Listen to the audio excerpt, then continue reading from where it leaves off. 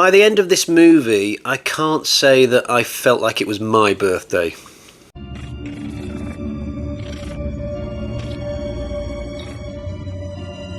Hi guys, and welcome to part 6 of my Ring review series. Today we are looking at Ring Zero Birthday, which is a prequel to Ring from 1998. So this film covers the events in the weeks leading up to Sadako being pushed down the well.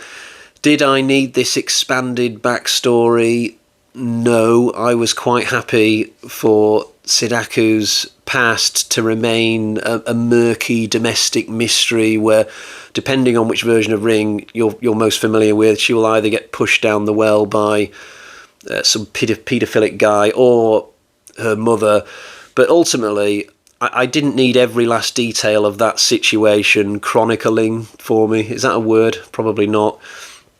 But regardless, here we are, and I did have some enthusiasm for the movie because at least this wasn't yet another retelling of the original Ring, because we've had 3 versions of that already. Plus, I saw The First Omen in the cinema a couple of weeks ago, a really good prequel in a long-running franchise. So based on how good that film was, I came to this thinking, oh, well, maybe Ring also has a really good prequel.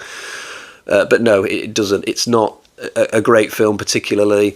In terms of the title, Ring Zero is basically a direct reference to the fact that it's a prequel because 0 comes before 1. The Japanese like to do this. In the video game industry, there was Resident Evil 0, which was also a prequel to Resident Evil 1 because 0 comes before 1. The word birthday is a little bit odd though, because there's no birthdays in this film to my knowledge. There's one scene where some characters are putting on a play, and inside the story of that play there just happens to be a birthday, and there's a few candles around the stage, but I don't think the birthday is even directly referenced in the scripts. It's just strange that they would then put the word birthday into the title just from that one scene. It's like they just wanted any old word to go in the title because they didn't want to just call the film Ring Zero, because I guess that might have confused some people because, you know, Ringu sounds a little bit similar to Ring-O if you say it like that, Ringo, Ringu, but whatever. This film is really hard to get into, in all honesty. The first 15-20 minutes are really confusing. The film doesn't establish itself very well. As somebody who has watched the previous 5 films in the weeks leading up to this, I felt like my mind should have been razor sharp on all things Sadako and all things Ring, but I felt lost at sea for a while. I was catching up with the story in this. It's just odd how this starts. We end up in Tokyo.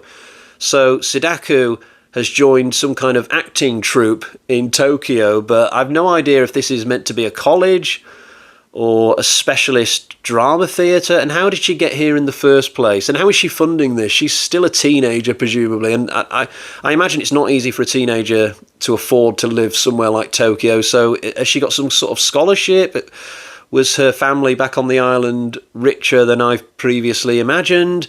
Is she staying on a campus or in her own apartment? I've no idea, because the film tells you nothing about this. We're just invited to accept that a few weeks before her death, Sadako was living the high life in Tokyo as part of an acting troupe. And why is she even doing drama? Because it just seems like the least likely hobby that she would do. She's portrayed in this film as a really shy, introverted person, a real shrinking violet. Like, she spends most of the film like this, not saying many words. I mean, she's the main character, definitely, and she's in a lot of scenes, but other characters are usually taking up the slack of providing the dialogue and speaking most of the sentences, whereas Sadako doesn't always say a lot most of the time, and yet she's chosen to go all the way to Tokyo to be an actress in theatre. She's just the least likely theatre actress ever for me, so it's really, really bizarre. You won't find out much about Sadako in this film at all either. If you come to this thinking, we're going to find out more about the character and what she was thinking and feeling in her earlier life, you're not going to get any of that. You don't find out anything about her, really. All you're going to find out about is how she ended up down the well. That's the point of the movie.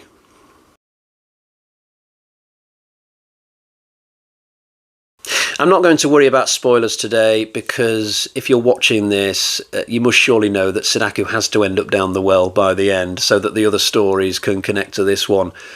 But the main thread that's running through this tale is that Sadako is putting on a play with other actors, but during the rehearsals, odd things start to occur. People start dying of heart attacks. I'm not sure if Sadako is doing this deliberately or whether it's accidental. It's possible at this stage of her life that she doesn't understand her powers, or that she's even aware of them, maybe. I don't know. The film doesn't really tell us that. The first victim dies well away from where Sadako is, so I just don't know. What doesn't make sense in this film, though, and is its absolute biggest problem, is that everybody in this theatre seems to know that it's Sadako causing all the problems, based on nothing, based on no evidence. They just seem to know, and I don't really get why. Now, there is this thing in the script where, in the past, Sadako and her mother back on the island, they were involved in this weird situation where they were present in a room full of lots of people, and some people died, and it ended up in the papers. I guess the theatre actors could have read those papers or been aware of that situation, and because of that, they've got their suspicions about Sadako, and so when bad things start happening in the theatre, they automatically think it's her causing those problems. But that's really thin. I just can't buy that would be enough to get people basically forming a mob to go after Sadako in this film based on very, very little evidence. I mean, by the last third of the movie, all these people, all these actors, plus a couple of random reporters, they're all chasing Sadako through the theatre. They're one step away from holding pitchforks and torches and shouting, "Evil dies tonight!" They eventually catch up with her in a small office, and in a really crazy scene, just bash her brains in. I mean, they literally kill her right then and there. And at that moment, I'm thinking to myself, hang on, isn't Sadako meant to be alive when she's thrown down the well at the end? But we'll come back to that. But it's a crazy scene, this, because this is modern day Japan. You can't just bludgeon a teenage girl to death and expect to get away with it. So all these people are just leaving themselves open to prosecution and prison for nothing. And it's not like Sadako is openly attacking all of them. Even if they do suspect her of being someone who's murdering somebody every now and again with a heart attack, just get the hell out of there. You're not going to put your freedom at risk by chasing this girl around a theatre and bashing her head in. It makes no sense whatsoever. Earlier in the film, there's a theatre director character who initially seems to like Sadako. He casts her in the play, but then he just does a complete 180 halfway through the film and sides with everybody else and thinks that Sadako's responsible for everything. And then he turns psycho. He bashes this guy's head in, albeit doesn't completely kill him, just because this one guy dares stick up for Sadako. But just from the nature of the assault, he would probably go to prison for that. I can't explain why seemingly normal people would act like this, unless Sadako's power is somehow getting into the air and it's making everybody go schoolally, but as if it's like George Romero's The Crazies or something. But I didn't get the impression that was what the film was going for. I just think it's just bad script writing. It's not showing people doing realistic things. But it's just weird in this film how everybody knows that Sadako is the person responsible. There's one guy who stands up with her, though, stands up for her, this teenage boy who's got a thing for her. He falls in love with her. I mean, purely because of her looks. It's not because of her warm and endearing, funny personality, because she demonstrates none of that throughout this film. But this one guy likes her, and she eventually likes him back, probably because he's the only person sticking up for her. As a love story, it falls a little bit flat, though. I'm not completely immune to a decent love story within the horror genre, but this certainly is not it.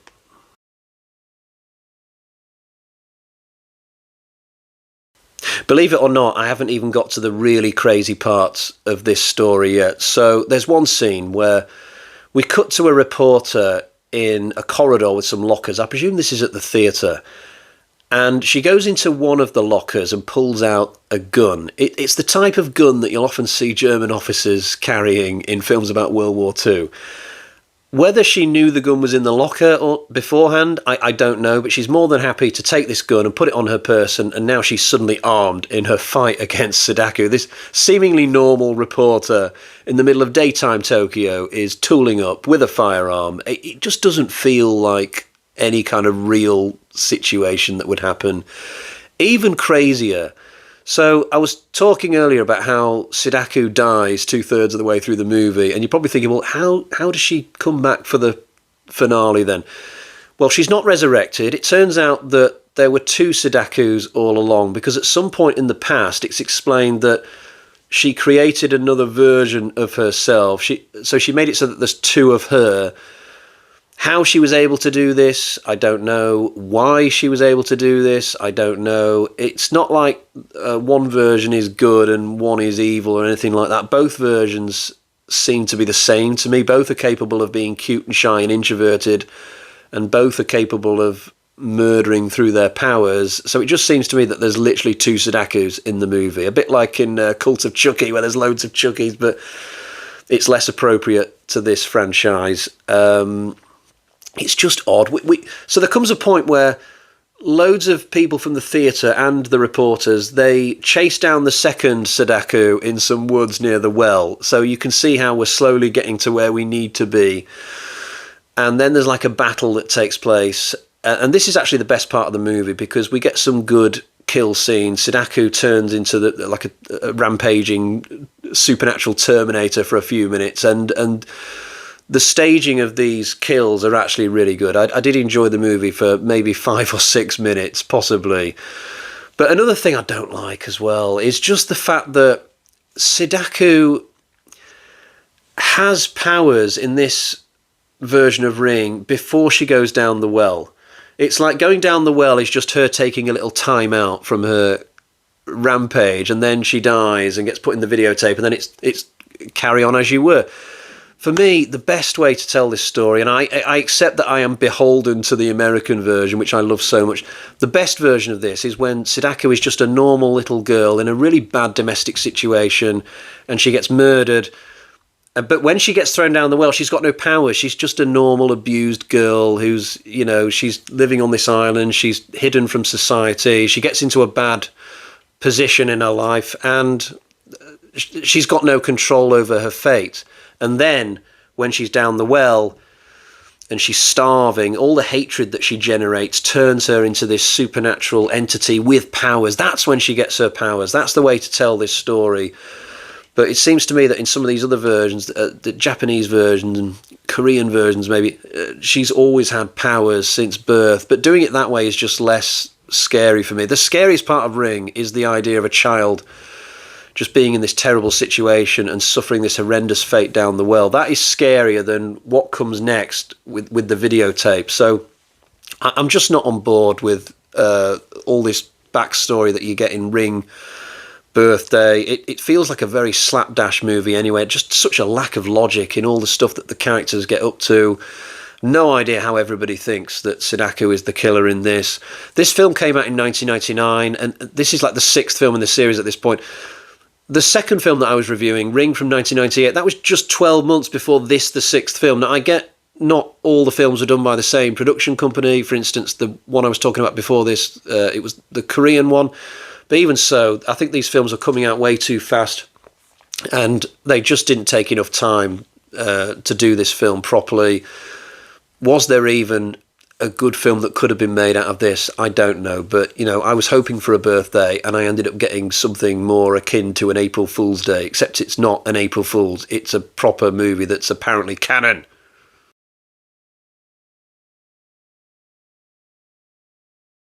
So before we wrap up, I'll quickly show you the version of the film that I own for this. Here is my Blu-ray box set of Ring. I've held this up in some of my previous Ring reviews. This box set contains Ring, Ring 2, Ring 0, and a bonus film, Spiral. So it's 4 films on the box set. Quite pricey though, at £30 to £35. But all the films have been remastered. They all look really good from a technical standpoint. Right, let's get to the bag of terror and see how I'm going to score this. So we've got 1.5 bloody axes out of 5, aside from 1 or 2 scary scenes here and there, mainly the stuff in the woods.